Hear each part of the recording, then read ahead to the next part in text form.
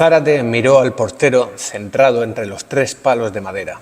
Echándose a un lado el sudor rubio del flequillo, cogió el balón, hizo un nido en la tierra con la puntera de la bota para acomodarlo y anduvo hacia atrás tomando distancia. Si marcaba, nos daría tercero la victoria sobre cuarto, el pase a la final contra quinto y si ganábamos, la representación del colegio en la liga escolar. Nadie dudaba que lanzaría fuerte y colocado a la escuadra. Siempre lo hacía. Era la firma del 9 que nunca pasaba del 5 en los exámenes. Pues bienvenidos a nuestra mesa de disección. Cojan guantes y escalpelo y prepárense para abrir la ficción de hoy en canal. Esto es Ficciópatas.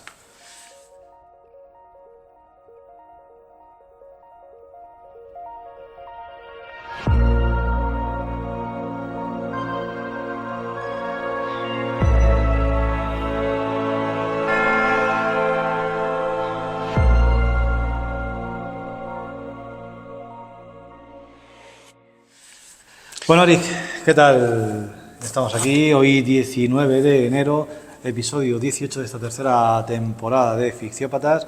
Como decíamos la semana pasada, nos acercamos al punto intermedio, ¿no? Al cenit de esta temporada.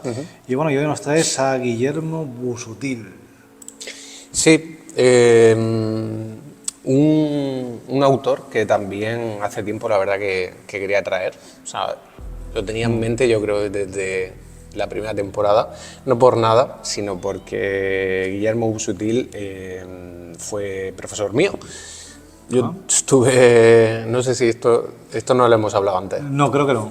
Vale. Sí, tuve el inmenso placer, en realidad, de recibir clases de Guillermo en el máster que... ¿En Valencia? No, en Granada, en el máster que estudié en Granada, entre otros escritores que me dieron clase. Él fue, la verdad, fue de los profesores con los que más aprendí y tengo muy buen recuerdo de él. Luego también Guillermo es autor de relato corto, hasta donde yo sé, puede ser que me equivoque, pero hasta donde yo sé, él no ha publicado novela, aunque no solo es autor de relato corto, sino que sobre todo él lo que es periodista cultural. Bueno, Guillermo ha escrito para El País, para El Mundo, para Diario Sur, para ABC, sobre todo para La Opinión de Málaga, él es malagueño. Y bueno, mencionar también que fue director de la revista Mercurio. Yo no sé si tú esa revista la has llegado a conocer. De oídas. No. Bueno, yo que sí tengo ejemplares, de hecho, en casa. Él fue director de esta revista, Mercurio Panorama de Libros. Decir que en 2021 recibió el Premio Nacional de Periodismo Cultural, que lo entregan en Los Reyes. Sí. Y el mismo año que, por cierto, que lo recibió Magius, el de cómic, que es autor de novela gráfica murciano. Sí. Y la verdad que fue una alegría un poco para mí por los dos, porque tanto me gusta mucho lo que hace Magius, pero claro, habiendo conocido a Guillermo y tal, pues la verdad que me sentí bastante contento por él. Sí, la verdad es que tiene una trayectoria bastante interesante en cuanto a que recibe un montón de premios, un montón de nominaciones, ha participado en un montón de medios, no solamente de prensa escrita, sino también de radio. O sea, una persona bastante curtida dentro de lo que es el mundo de la cultura, Sí. En un amplio espectro. Sí. Y bueno, hoy nos traías un bueno, antes de eso, quería decir que, bueno, quería mencionar los libros, sobre todo que he escrito de relatos, ¿no? Pues tiene Drugstore, que lo publicó en Páginas de Espuma, que Páginas de Espuma últimamente va a ser un poco mi refugio. O sea, a la hora de traer autores. Un saludo a la gente de Páginas de Espuma. Publicó también Individuos S.A., Nada sabe tan bien como la boca del verano, Moleskine, o Vidas prometidas, que es el libro en el que aparece este relato del que hablamos hoy. Sí, el libro, perdona. Sí, creo que íbamos a decir lo mismo. Fue finalista del Setenil de relato corto y en concreto este cuento fue accésit en el premio Vargas Llosa NH de relatos. Así que, bueno, fue un cuento que cuando él nos daba clase, de hecho lo analizamos en clase, él nos trajo de diversos autores, ¿no? Pero también nos trajo este cuento suyo. Y, bueno, como ya hace unos años que salió este libro, gracias a un préstamo interbibliotecario para el que me echaron una mano el personal de la biblioteca de aquí de Beniel, el libro había un ejemplar en Molina de Segura, la biblioteca, y me lo hicieron llegar, Qué bien. porque no lo tenía, y pude volver a leerlo para esto, para poder analizarlo. Hablando de biblioteca, no lo hemos dicho, pero tanto la semana pasada como esta... Estamos en el Centro Cultural de Centro Beniel. Cultural de Beniel. Así que, bueno. Y ahora sí, si te parece... Vamos con la historia. La historia es Estrella sin ley, Sí. que como hemos dicho aparece dentro de la antología Vidas Prometidas de Tropo Editores, Sí. de 2011. Sí. Y bueno, cuéntanos un poco de qué va esta historia. Que por cierto, tengo que decir que, sacando cuentas, el 10% de los relatos que nos traes tienen relación con el deporte. Es el cuarto relato que... Y no será porque yo soy muy deportista, No será... Porque vamos... ni soy muy dado a ver el deporte tampoco.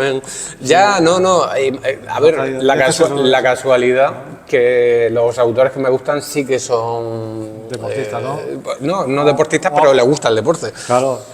Ya sea verlo o practicarlo, no sé. Hemos tocado veces el fútbol, Sí, la lo sé. natación, Lo el sé. ciclismo. Bueno, pues escúchame.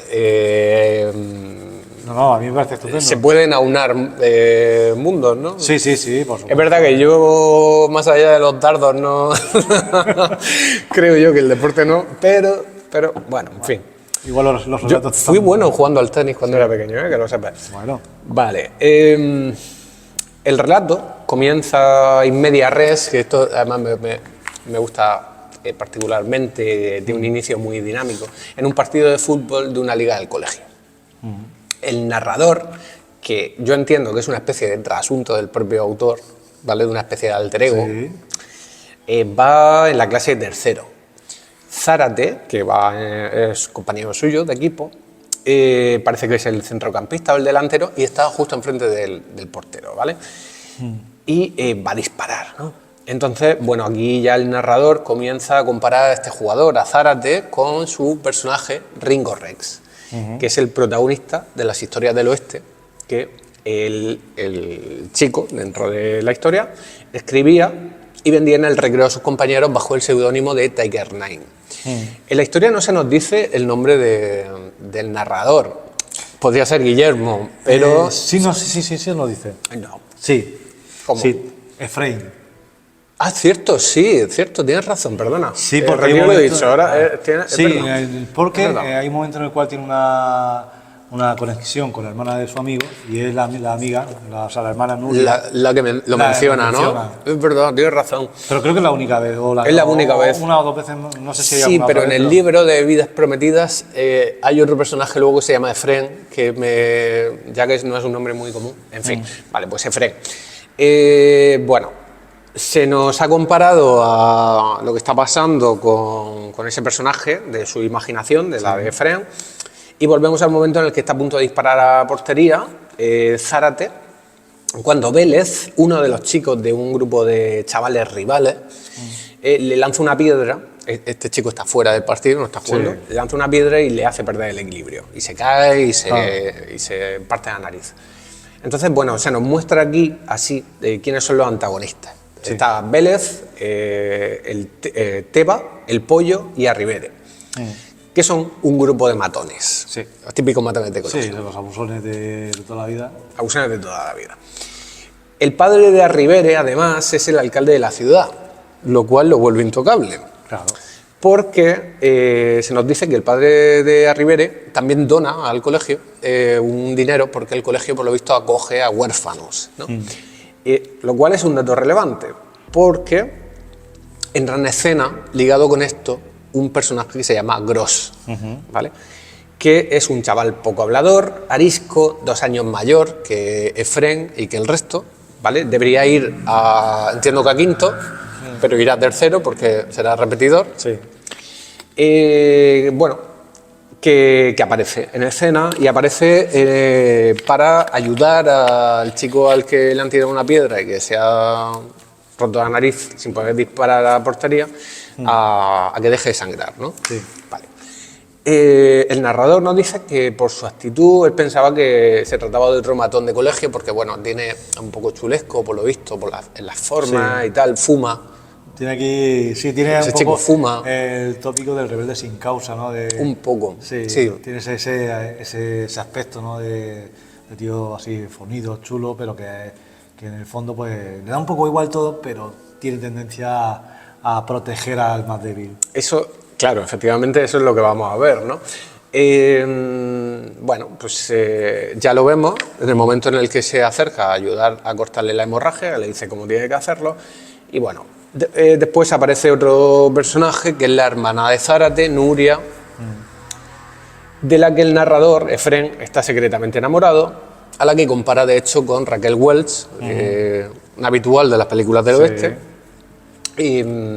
Pero ella está interesada en el nuevo, en Gross, ¿vale? Porque Gross tiene una moto y en fin. Bueno, y por ese halo que lo rodea, ¿no? De lo que estamos diciendo, es rebelde, ¿no? Sí. Bueno, vale. Decía que Gross tiene una moto y esto provoca también un enfrentamiento con el grupo de los matones porque se acerca uno de ellos, a Rivere, a pedirle que le deje dar una vuelta y cuando este Gross se niega, pues se tiene que enfrentar a él, porque el otro busca a Gresca, ¿no? Y de repente aparece Vélez, ¿no? Si no me equivoco, y saca una navaja. Sí. Y bueno, finalmente se da ahí una situación tensa en la que los matones se van postergando el enfrentamiento, como diciendo ya nos veremos las caras, ¿no? En el futuro.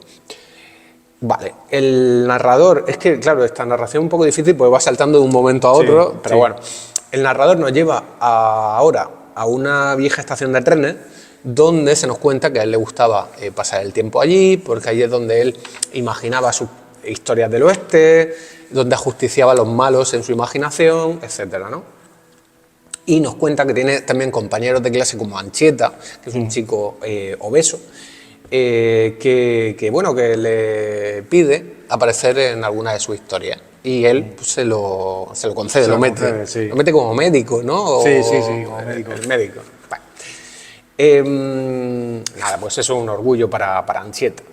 A todo esto aparecen el grupo de matones y acaban agrediendo tanto a Anchieta como a Efrén, como al prota.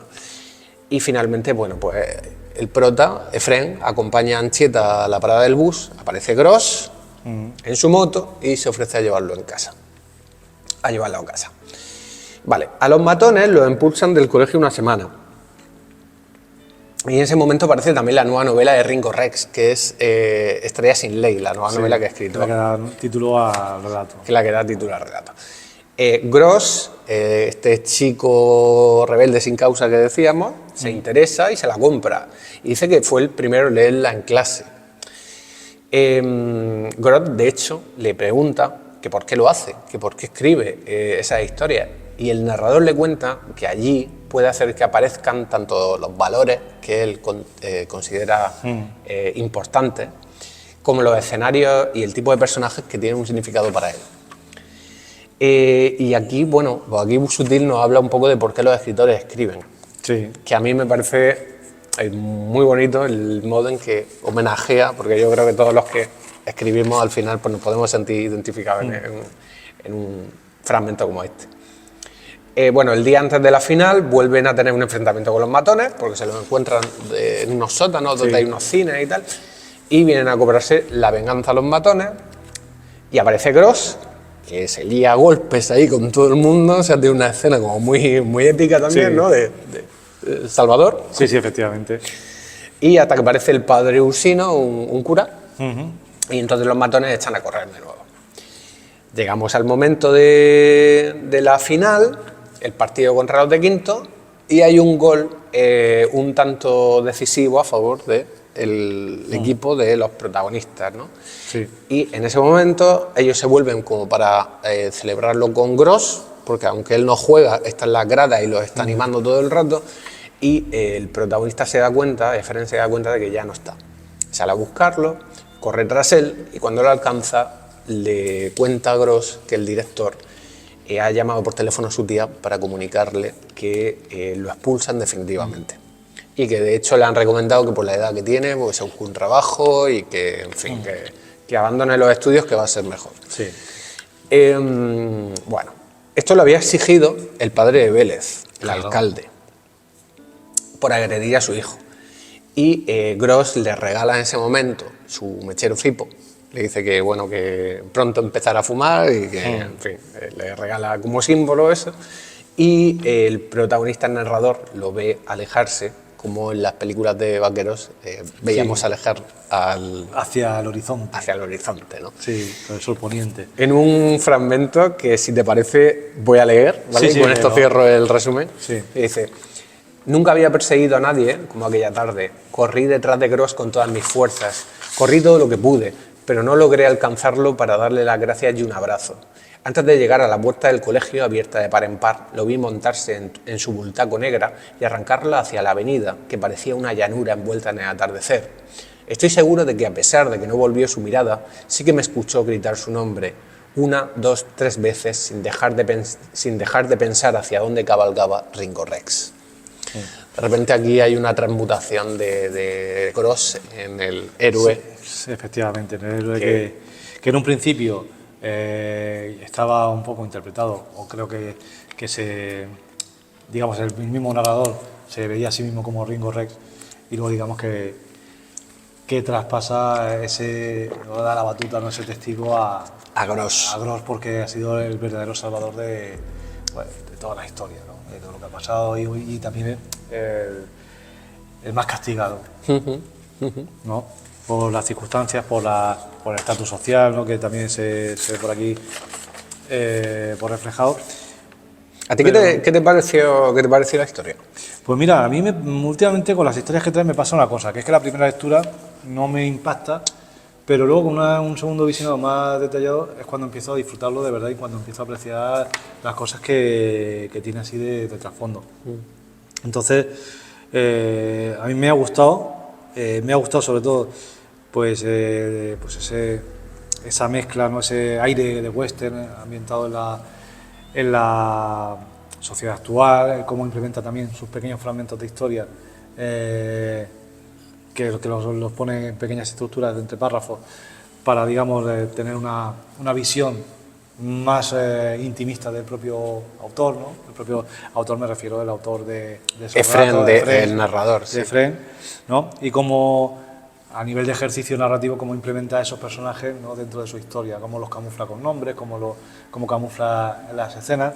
De hecho, esos párrafos están implementados en el relato de manera muy consciente y a colación de sucesos que pasaron anteriormente que se nos explican, como el ataque de los matones y esta serie de cosas. Entonces, me ha parecido muy interesante este ejercicio. Como tú dices, también es un ejercicio, digamos, que para los que somos escritores, pues también vemos muchas similitudes, vemos similitudes en lo que hace Efrén, pero también lo que está haciendo el propio autor, el propio narrador, ¿no? Es que a mí este cuento me gusta por varias cosas, y hay una cosa que también, bueno, la voy a comentar ahora, pero sí. me gusta porque es un homenaje, entiendo, de Busuttil hacia la propia creación literaria, porque al final todo está visto desde los ojos del que escribe la historia del oeste, hacia su propia infancia. Sí. Eso sí, se ve un reflejo de la infancia de esta época. Claro, porque además es del 61, le pilló de lleno toda el Spaghetti Western, el resurgimiento del cine de West, pero también yo pensaba, es la infancia de mi padre, en realidad, porque al final mi padre es bastante coetáneo de Guillermo, tiene una edad muy similar, y yo decía, claro, no es mi infancia, no me reconozco yo tanto ahí, pero sí que reconozco lo que mi padre me pudo contar de su propia infancia. Y luego también al género western. Entonces hace como un triple homenaje, yo creo, a esos tres planos. Y a mí lo que me gusta es lo bien que funciona, cómo se solapan. Sí. Porque bueno, al final todo está contaminado por ese filtro de western que nos plantea Efrén, el narrador, ¿no? Y hay una serie de elementos que el autor va como haciendo aparecer sin que él te diga, oye, esto es un homenaje. Claro. Tú puedes verlo. Claro. Tú puedes verlo. Y me refiero, por ejemplo, a cuando está en el partido, que está a punto de disparar a puerta, el disparar está hablando en un plano de fútbol, pero está hablando en un plano del oeste. Claro, sí, ahí hay un enfrentamiento, hay un duelo. Eso es. Luego menciona que es como un duelo entre el centrocampista y el portero. Luego, los matones son el grupo de forajidos que toda película del oeste, todo western tiene que tener. El alcalde de la ciudad, la máxima autoridad dentro de la ciudad. La aparición de Gross, que es el llanero solitario. Sí. O sea, es el justiciero. Viene con su caballo, que en este caso es la Bultaco. Que en este caso, efectivamente, la moto es el caballo, es un caballo negro. La estación de trenes, con los vagones abandonados. Claro, la damisela en apuros, que un poco bueno, no en apuros, pero sí que... No, en este caso no es en apuros, pero sí aparece que... como un elemento como similar a Raquel Welch, que es un habitual de las películas del oeste. Pero claro, todos esos símbolos que pertenecen a la narrativa del western, él los intercala, los mete en la historia, pero sin señalarnos, o sea, sin decirnos, ojo, esto es un símbolo que hace referencia a esto. Claro. Él habla de la Bultaco, que esto es lo chulo, a mi parecer.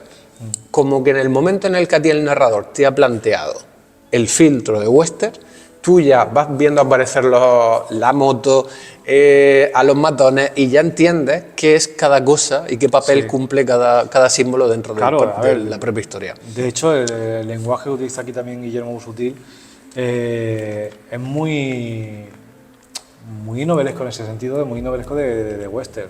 O sea, se nota en el modo en que se expresa, en el modo en que lo va narrando todo, se nota esa impronta de aventura. Hay epicidad. Sí, hay epicidad dentro de algo que en realidad es cotidiano. Claro. Que esto es lo chulo también. Entonces, a ver, tiene mucho también de esas películas típicas de instituto americano, ¿no? ¿Por qué? Sí, por el tema del grupo de chavales que acosan a otros. No, porque no se ve... No, porque yo lo veo muy patrio. Yo eso lo veo muy patrio, de verdad. Pues yo reconozco hoy mucho la infancia de mi padre. Pues yo lo he visto muy con esa impronta norteamericana y al mezclarlo con el western... A mí, ya te digo, mi padre o sea, porque era... ¿Cómo te diría yo? O sea, en tu época y la mía, a lo mejor, lo de las peleas y tal...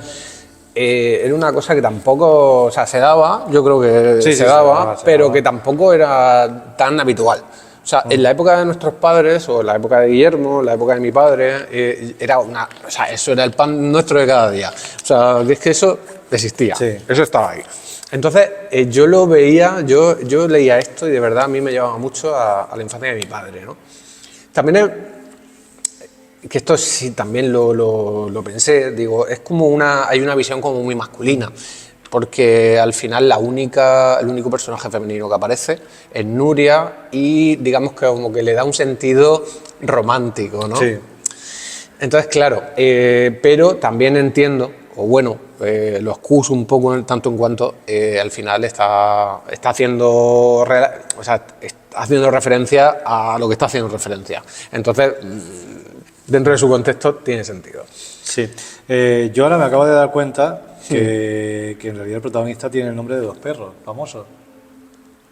Ringo, creo que era Ringo Rex. Ringo y Rex. Son dos perros famosos del cine. Bueno, pero también es verdad que Ringo Rex es que suena mucho a personaje a personaje, pero además de personaje de, yo qué sé, no tanto de spaghetti western, ¿no? A lo mejor, sino más película más clásica, quizás. Sí, pero bueno, pero Rex creo que era un perro policía y Ringo creo que me da a mí que también.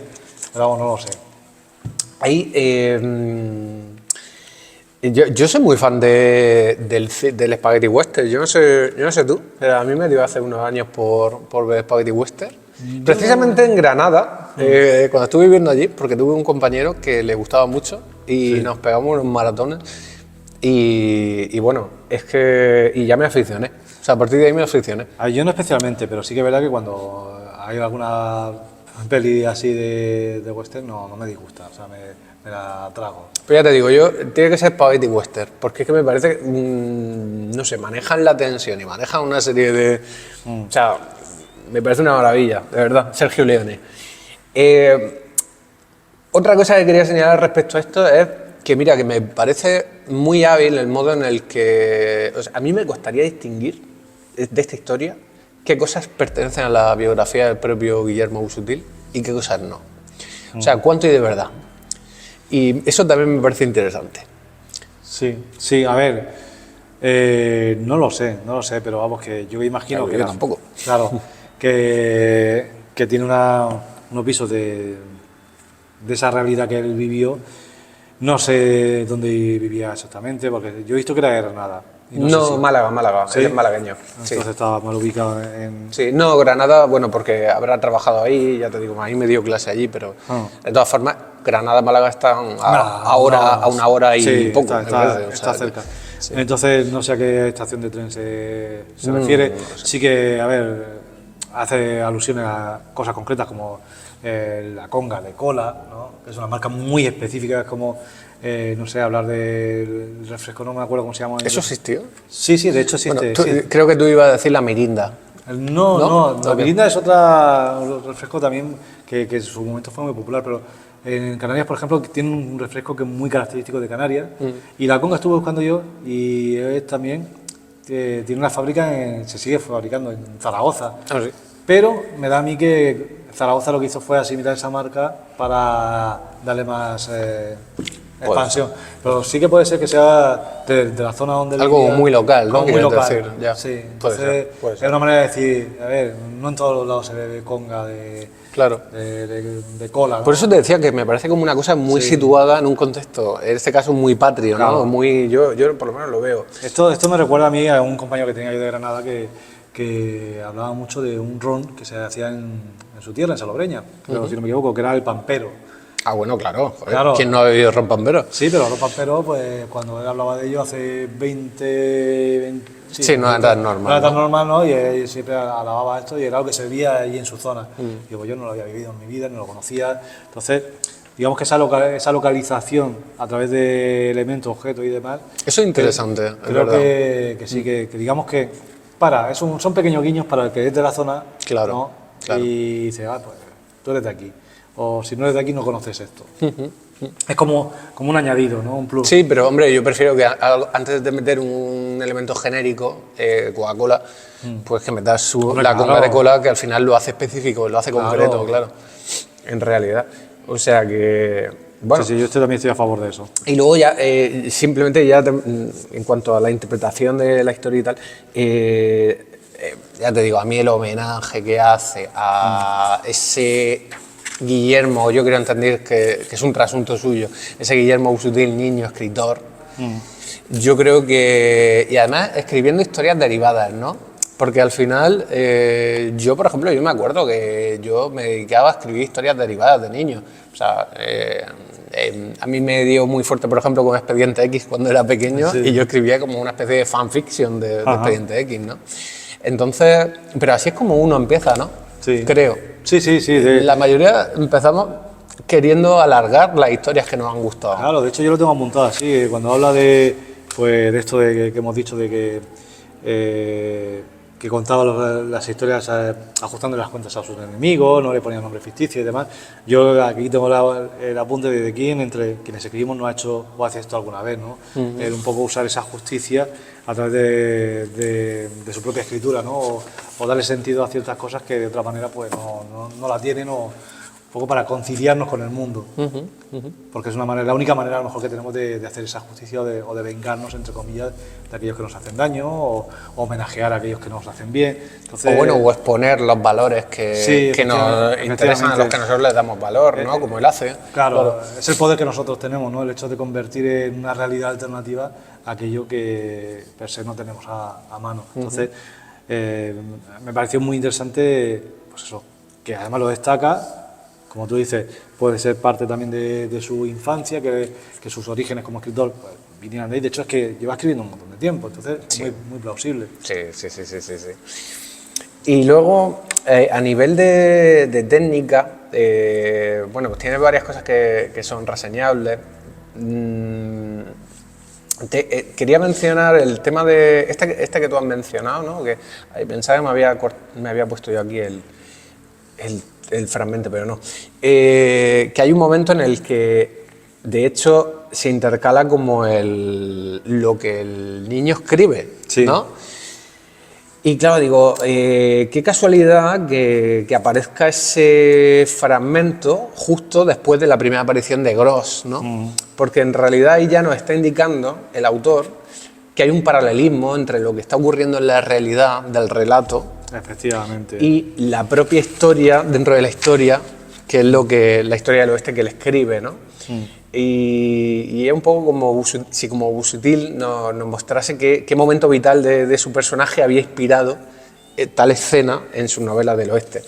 Y luego al mismo tiempo, si esto lo extrapolamos al libro en sí de Vidas Prometidas, hay una cosa que yo te mencioné cuando te hablé de este libro y de hecho te pasé algunas capturas, que es lo de intercalar textos relacionados con el concepto del libro. Vidas Prometidas, el libro se llama Vidas Prometidas, entre cuento y cuento, Busuttil metía textos que eran, que sin ser relatos, aludían a esa idea de vida prometida, ¿no? Como una oferta de empleo, una predicción del horóscopo o el anuncio de un gurú que te promete mejorar tu vida a través de la meditación. Sí. Claro, al final son promesas de vida y al fin, digamos, esos textos que hacen ahí, ¿no? Y para mí ayudan un poco como a darle empaque al concepto de libro, que no sean relatos separados, sino que al final sea un material que va... Complementario, ¿no? Que se van complementando uno con otro y aunque sea así, de una manera... Son como variaciones Sí. dentro de un mismo tema. Entonces, me parece como una forma interesante de escritura creativa el meter eso que no es ficción como tal, o que no parece ficción, que no es una historia, pero sí cuenta una historia. Claro, efectivamente, cuenta una historia sin contarla. Sin contarla. Entonces, y entre sí, pues, como decimos, están muy relacionados, entonces entre sí también cuentan... Sirve de nexo. Claro, es que hace un poco de cemento entre historia y historia. Yo otra cosa que quiero destacar antes de que abandonemos ya el episodio de hoy es que es también el sentido de justicia de Busuttil, ¿no? Que lo expone aquí. Quizás también como una crítica a la época, que es algo que está muy vigente, ¿no? De cómo se impone la clase social y al final, digamos que al rebelde sin causa, por muy bien que obre, ¿no? Siempre se le repudia y al final se ensalzan los valores que, bueno, no se ensalzan, pero sí que pero acaba ganando el villano, ¿no? El hijo del alcalde. El hijo del alcalde. Sí, por ser quien es y no por lo que hace. Sí. Entonces aquí esta crítica creo que también está bien, es muy sutil, ¿no? Pero que creo que está ahí patente y bueno, es también de lo que hablan los relatos de Ringo Rex, ¿no? De que al final, bueno, él intenta hacer justicia con esos relatos, pero en realidad la realidad se impone y en la realidad pues no hay justicia. Pero para eso está él, para escribir sobre justicia y para arreglar los desaguisados de esa realidad. Efectivamente, al final es un poco como hacer justicia, ¿no? El escribir desde el punto de vista del justiciero, el llanero solitario, el rebelde sin causa, Claro. que acaba pues como acaba. Pero con mucha dignidad también, ¿eh? Acaba ese personaje. O sea, se acaba yendo con mucha dignidad, que eso es lo bonito, en realidad.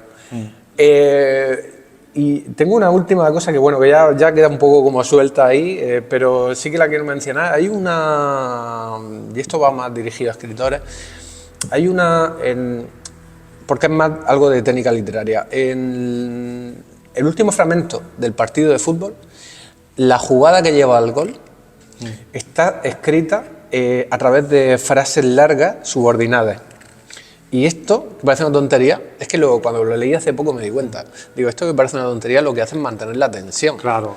Digo, hay que ver qué bien jugado está esto, porque si tú hubieras escrito esta misma escena con frases cortas, no tiene la tensión que tiene tal y como está escrita, Claro, ¿sabes? efectivamente. Hasta que acaba en el gol.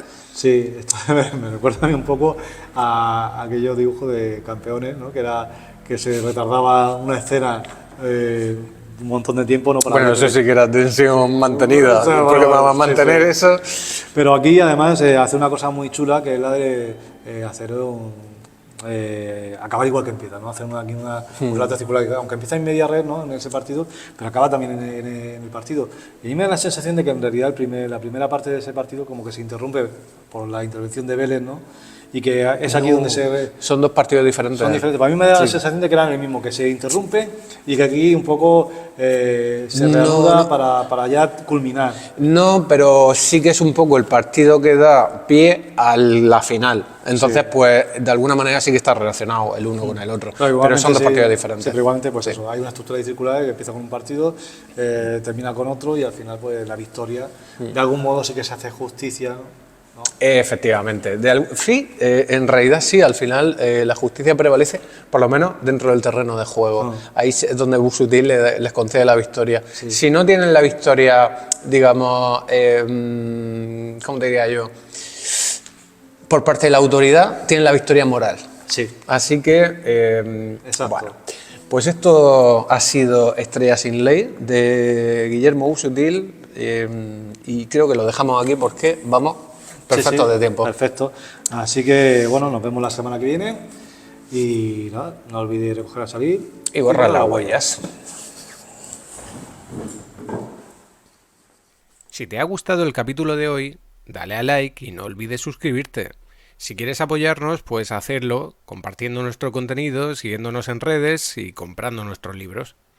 Tienes toda la información en la caja de descripción y en el enlace linktree/ficciópatas. Prometemos borrar tus huellas.